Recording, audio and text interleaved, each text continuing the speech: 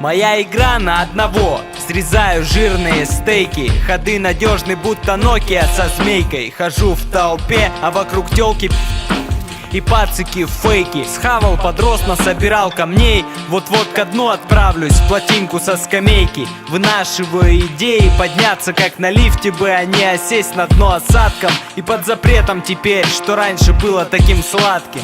Прям до припадка. Тонкая красная нить. Татары сами исчезают, если им не звонить. Все по этапам, по плану. И мой кораблик далеко отчалил. Без маяка в тумане, в душе без печали. С настроем, чтобы кошки всегда только довольные мурчали. Всегда только довольные мурчали. Звезда в ночном чуть розоватом небе ведет прижавший дрожь в груди. В поисках тайны бродим до рассвета. Кто показал бы, что там впереди?